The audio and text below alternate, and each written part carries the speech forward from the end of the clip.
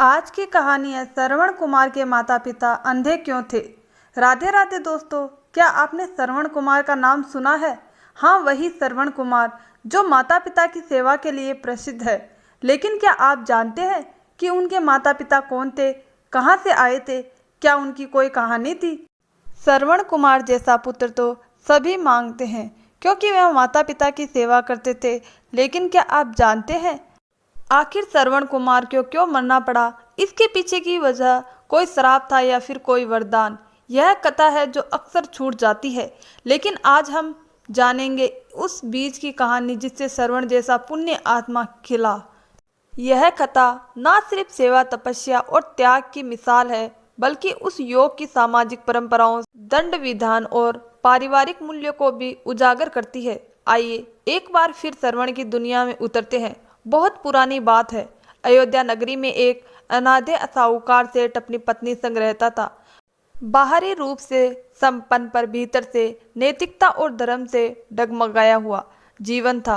उनका सेठ का व्यवसाय किराने की दुकान और ब्याज का धंधा था। एक स्त्री जो आर्थिक रूप से बहुत ही निर्धन थी, उनके घर रोज झाड़ू पोछा, बर्तन और अन्य घरेलू काम करने आती थी। समय के साथ सेठ की दृष्टि उस स्त्री पर रुक गई और धीरे धीरे यह निगाहें प्रेम में बदल गई। वो स्त्री भी अब सेठ के प्रति आकर्षित हो गई थी। दोनों की नजरें मिली और फिर दोनों एक दूजे कुए हो गए।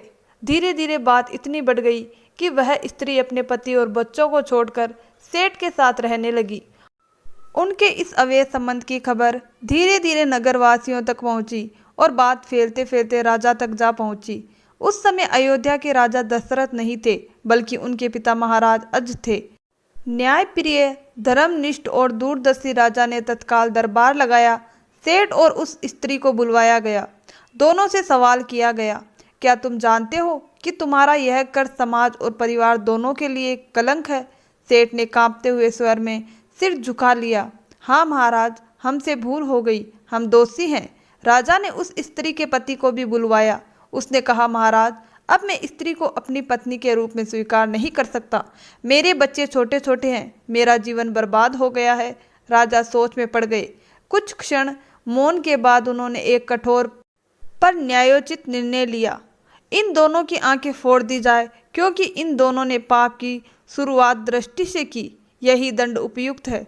और जैसे ही राजा की आज्ञा हुई, सैनिकों ने उनकी आंखों में गर्म सलाखें डाल दी। चीख पुकार मच गई, परंतु यही था उस युग का न्याय, सख्त पर सबक देने वाला। अब यह दोनों अंधे, लाचार और निष्कासित कर दिए गए।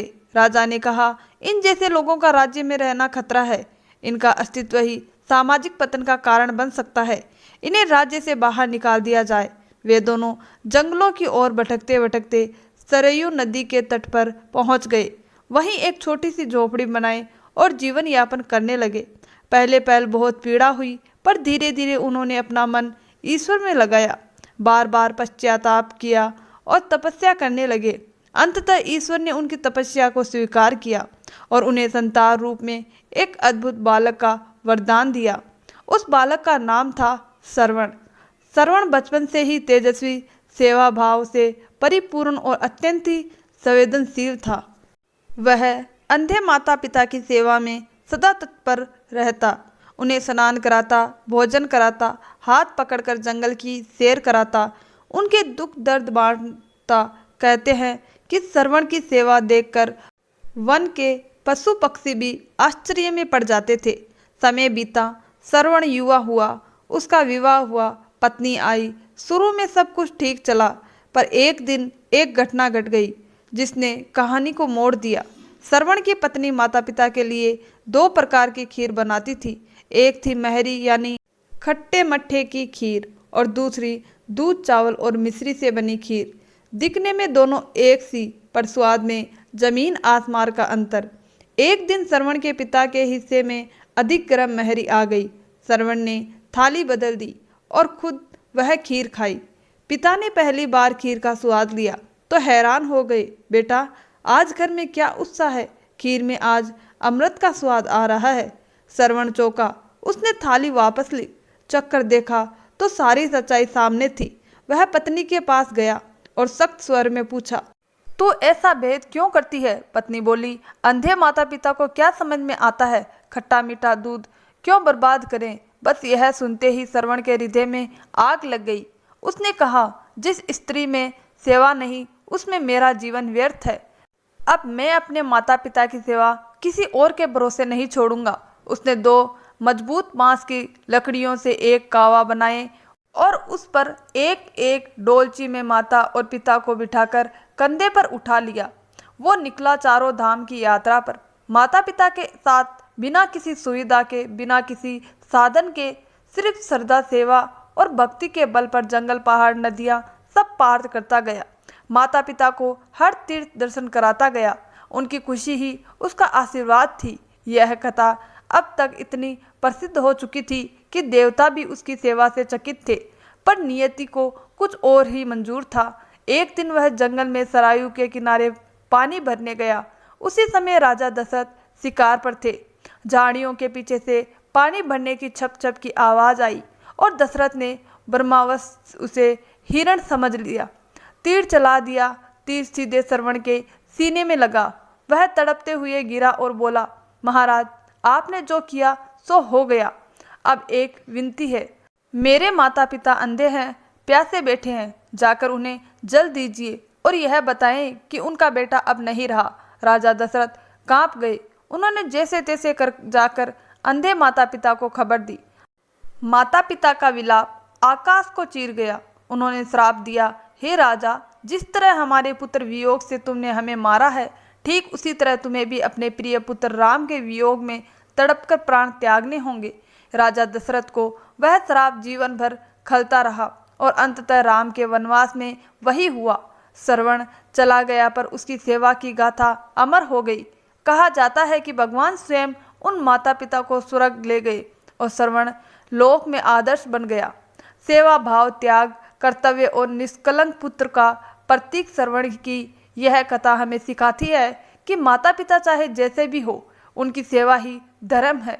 रिश्तों को टिकाने के लिए सहनशीलता सबसे बड़ी कुंजी है। प्रेम के साथ साथ कर्तव्य का निर्वाह ही मनुष्य का देवतुल्य बनाता है। पति पत्नी हो या पुत्र पालक, हर संबंध में त्याग और समर्पण अनिवार्य है। श्रवण जैसे पुत्र, जैसे सेवक, जैसे तपस्वी को बार बार प्रणाम श्रवण था और हर उस दिल में रहेगा जहाँ सेवा, श्रद्धा और समर्पण का स्थान हो। दोस्तों, श्रवण कुमार के जन्म की एक और कथा प्रचलित है, जिसके अनुसार त्रेता युग में एक ऋषि थे। उनका नाम शांतनु था और उनकी पत्नी का नाम ज्ञानवंती था। उन दोनों के कोई संतान नहीं थी। एक दिन ऋषि और उनकी पत्नी घर के आंगन में बैठे थे। तभी ब्रह्मा ऋषि नारद जी प्रकट हुए। दोनों पति पत्नी ने नारद जी की खूब आह भगत की और उनकी सेवा से प्रसन्न होकर नारद जी ने ज्ञानवंती को आशीर्वाद दिए। सौभाग्यवती भव, आयुष्मती भव, पुत्रवती भव। यह आशीर्वाद सुनकर ज्ञानवंती ने पूछा कि हे ऋषि, क्या तुम्हारा तीसरा आशीर्वाद भी सफल होगा? इस पर नारद जी ने कहा कि हे ज्ञानवंती, ऋषि के कहे हुए शब्द कभी मिथ्या नहीं होते, लेकिन मेरी एक शर्त है। तुम्हें पुत्र प्राप्त करने के लिए दोनों को नैमिषारण्य वन में 1 वर्ष तक ब्रह्मा जी की कठोर तपस्या करनी पड़ेगी। तब ऋषि और उनकी पत्नी नारद जी के बताए अनुसार नैमिषारण्य वन में जाकर ब्रह्मा जी की कठोर तपस्या की। उनकी तपस्या से प्रसन्न होकर ब्रह्मा जी ने उन्हें दर्शन दिए और वर मांगने को कहा। शांतनु बोले, हे प्रभु, मुझे पुत्रवान होने का वर दो। तब ब्रह्मा जी ने उन्हें कहा कि पुत्र अवश्य प्राप्त होगा, लेकिन मेरी एक शर्त है कि तुम्हारा घर में पुत्र होने पर तुम दोनों के नेत्र ज्योति चली जाएगी। इस पर शांतनु ने कहा कि हे प्रभु, क्या हुआ कि यदि मेरे नेत्र ज्योति चली जाएगी, मैं पुत्रवान तो कहलाऊंगा, लोग मुझे नपुंसक तो नहीं कहेंगे।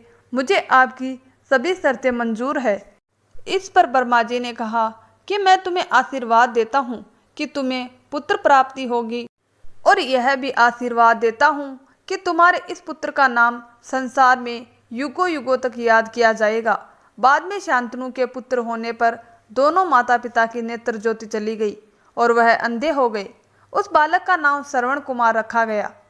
जब श्रवण को वशिष्ठ जी से अपने माता पिता के अंधे होने का कारण पता चला तो उन्होंने सब कहानी बता दी और फिर से ज्योति वापस पाने के लिए सभी तीर्थ कराने को कहा। जब श्रवण तीर्थ कराकर लौट रहे थे उसी समय ब्रह्मावाणी हावी हो गई और दशरथ जी के द्वारा श्रवण की मृत्यु हो गई। दोस्तों, आपको यह कथा कैसी लगी? दोस्तों, चैनल पर नए हो तो चैनल को सब्सक्राइब जरूर कर दे। धन्यवाद दोस्तों। और कहानी अच्छी लगी हो तो कमेंट बॉक्स में राधे राधे जरूर लिखें।